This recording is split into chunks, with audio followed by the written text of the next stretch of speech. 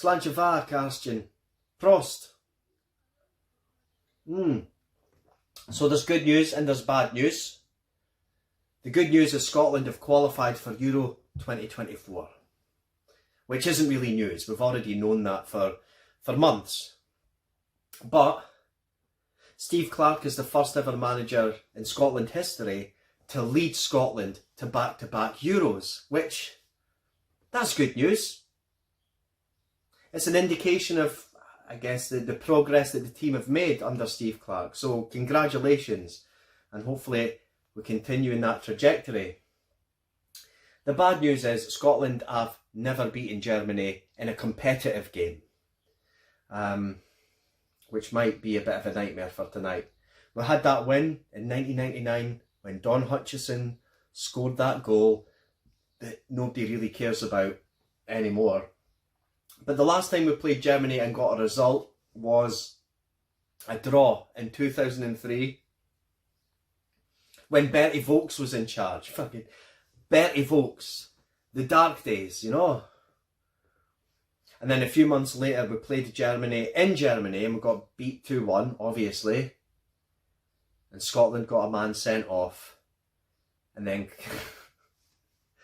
Christian Daly went off his head and interrupted Bertie Vogts' live post-match interview by shouting, "Fucking cheats!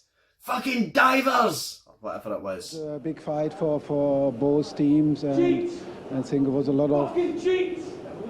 Christian! Christian! Well, a little trouble in it.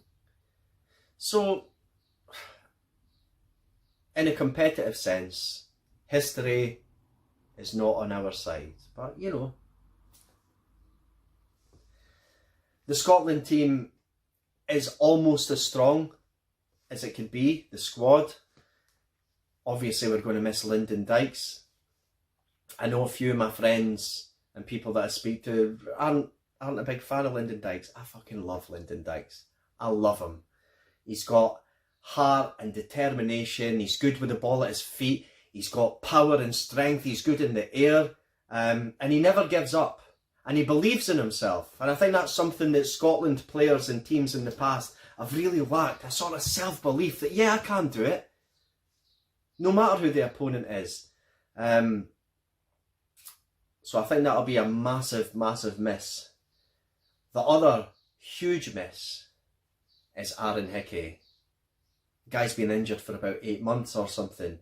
And in the position that he covers, underneath Aaron Hickey, the next best player I would say is Nathan Patterson. A fit Nathan Patterson. The last couple of games he played for Scotland didn't go too well for him. But it wasn't really getting a game for Everton. You know, so he's lacking that sharpness, that match fitness that you really need, especially at the international level. And then under Nathan Patterson, you know, you've got Ross McCrory and Anthony Ralston. And Ross McCrory, he's had a good season at Bristol. He's done his thing. He looks like he could be, you know, a player that develops into someone that's, you know, really useful for the Scotland squad. And you've got Anthony Ralston, who's, you know, you can't fault his determination and his grit and his, you know, the effort that he puts in. But he's been playing second fiddle to the Celtic Canadian guy, Alistair Johnston, I think. And so he hasn't really had a lot of game time. So I'm looking at that sort of right-hand side defensive area and I'm a little bit worried.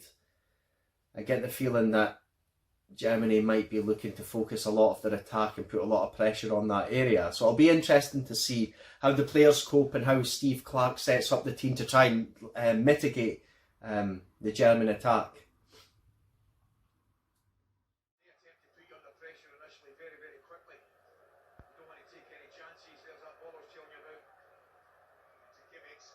Oh shit! Oh.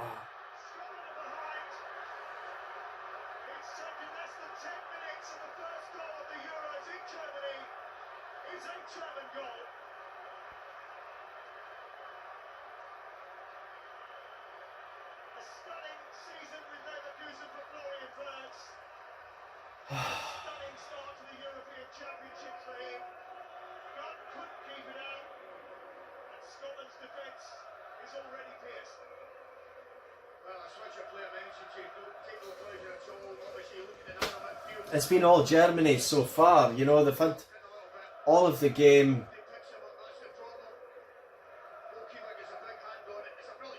It's a good strike. Oh, it's pretty central though. Oh, should have saved that. Should have saved that.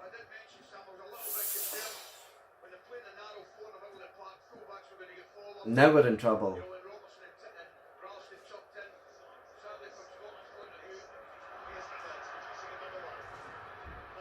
Ah, shit. Oh, no. Ah, fuck. This could be 5. Oh, no.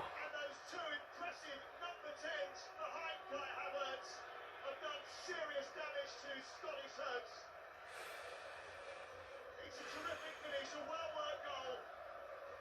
And Germany lead by 2 goals to nil. 2 shots, 2 goals.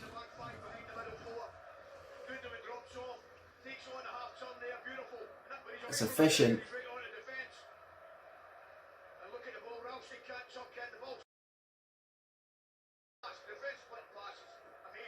That's where the weakness is. It's down that right hand side defensively.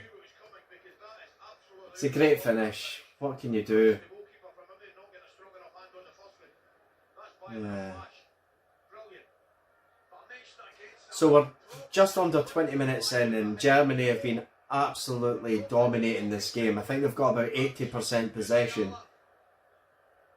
2-0 down. A long way to go in this match. And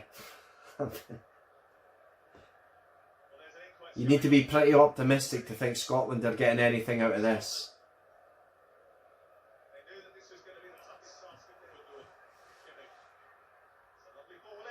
Oh shit! Good header, good save. Oh God, Ryan Porteous, what have you done? That is a certain penalty.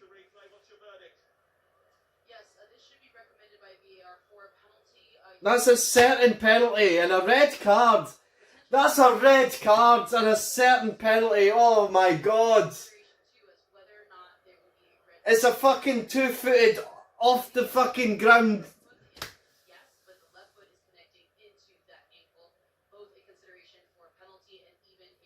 Oh, of course it's a penalty and a red card. Oh no.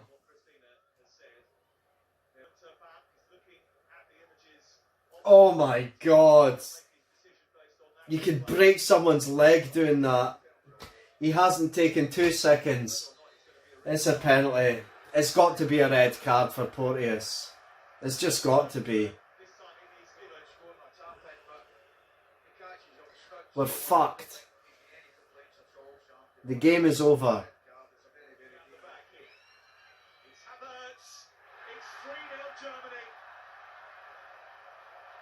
Germany elated, Scotland deflated. Well, that's just going to sum up the half for both sides, hasn't it? It's been a disastrous one for Scotland. It's almost been perfect for the Germans, Sam. They've been excellent. Make no mistake about it.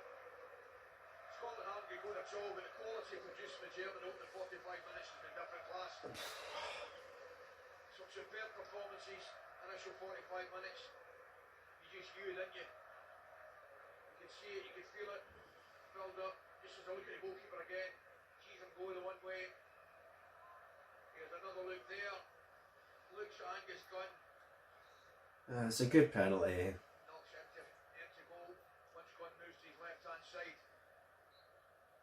Fuck, man. Well, it's half time. And it's 3-0 Germany. and it's game over.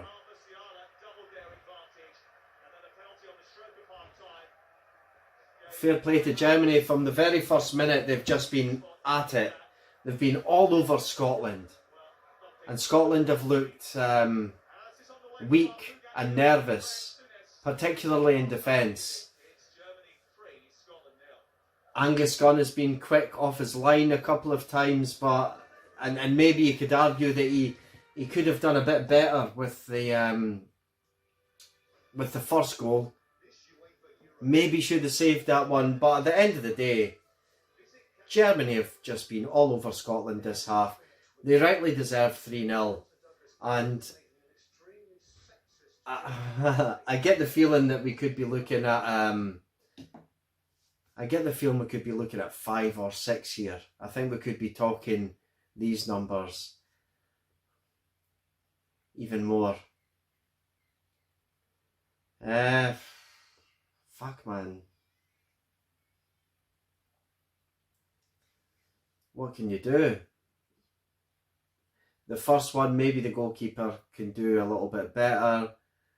The second one, defensively, Germany just had their number. The third one was just insane from Ryan Porteous.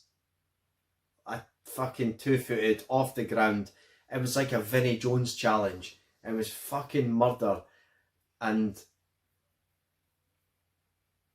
the penalty is one thing, and having them score a penalty, that's one thing. Being down to 10 men. I mean, if Germany were dominating the game against Scotland 11v11, I'm really dreading the second half with 11v10. I'm fucking shitting myself.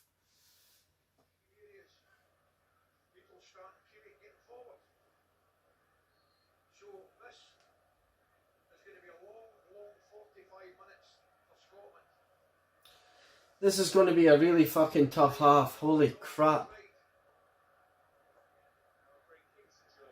I mean, fucking hell.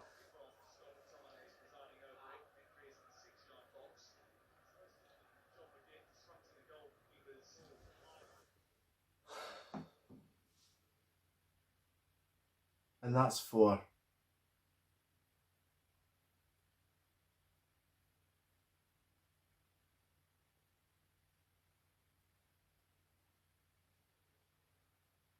Damn. Fuck.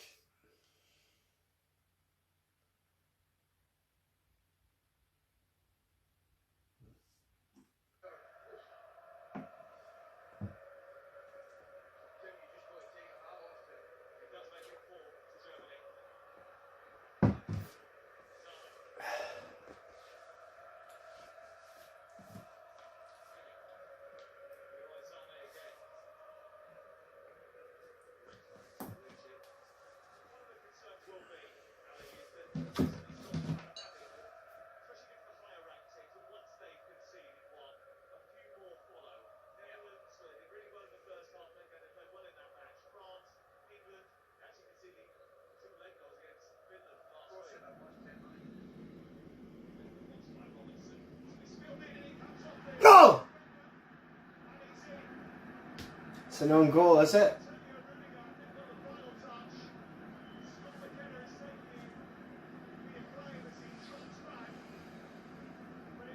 A consolation.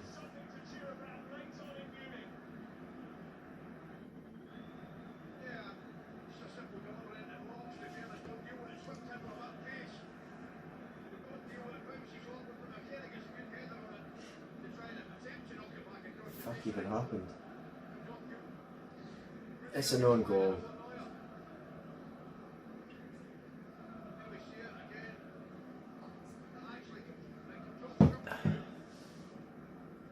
Oh damn, that's so unlucky from Rudiger.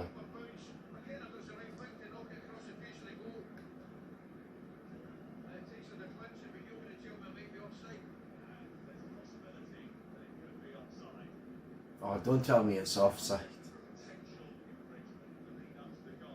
Just give us the fucking goal. Fuck's sake, we don't deserve it. But give it to us. Tartan Army singing Euro singing anymore to the German fans.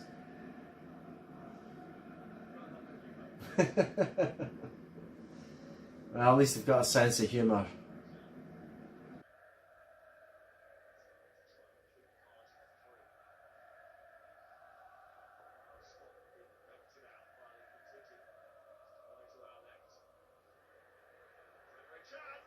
Oh, it's 5.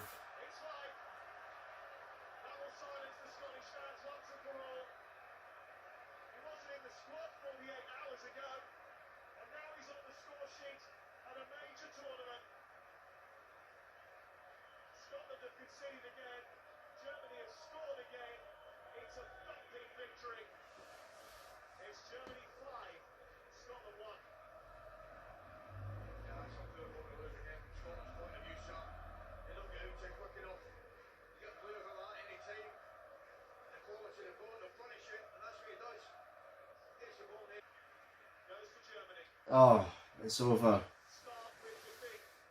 Mercifully, it's over. Fuck. Fucking hell.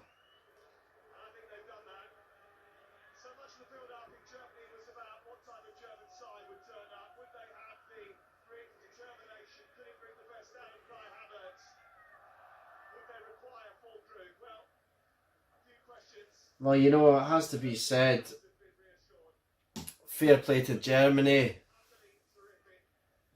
100%, they deserved every single goal. They deserved to win 5-1, at least. There was only ever one team in it, and it was Germany. Strangely enough, I think Scotland played better in the second half with 10 men than they did in the first half with a full complement. And it's going to be difficult to see where the team comes, how they come back from this. 5-1 against Germany. I mean, you've got a tough Switzerland side and a tough Hungary side to come. And it's going to be difficult to see how the fuck Scotland managed to navigate that. Genuinely, I was expecting Germany to win today, this evening. But I didn't. I wasn't prepared for the complete onslaught of German attack that came in the first half. I mean, it was a complete demolition. It was men versus boys. The second half, Scotland, you know, sitting a bit deeper, trying to sort of not lose 10-0. But really, I mean, Scotland defensively, they look weak. They look vulnerable. They've got a decent midfield, but, you know, that's only going to take you so far. Got a goal. An own goal. But, fuck, man. I think 5-1 might have flattered Scotland a wee bit, to be honest with you. Holy shit. Well, I'm depressed.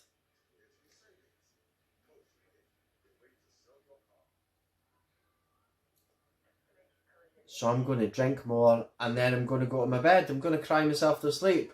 I'd like to see McCrory replacing Ralston in the next game. And, you know, I'd like to see Grant Hanley start the next game as well. Fuck it, start Lawrence Shankland. Barely saw Che Adams in this one. Not necessarily his fault. The whole German team just absolutely bullied the whole Scotland team from the first minute to the last. I can't. It's difficult to pick out individual players, you know what I mean? There are weaknesses in the squad. That right back area where Ralston's playing, that is a weakness. Whether Ralston plays or McCrory plays, that is a weak area that teams will look to exploit. But, you know, in the midfield, Germany just bossed it. Up front, they bossed it. Defensively, they bossed it. And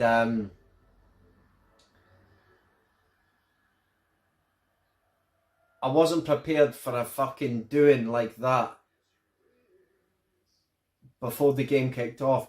But see, at half time when it was 3-0 and it was just all Germany, I think 5-1 flatters Scotland. Fuck knows. I can't believe I'm saying that, but I think 5-1 in the next game. We're fortunate to get away 5-1. Hopefully we don't get pumped 5-1 in the next game. Fuck's sake. I don't know what Steve Clark's going to do. Fuck's sake, Scotland.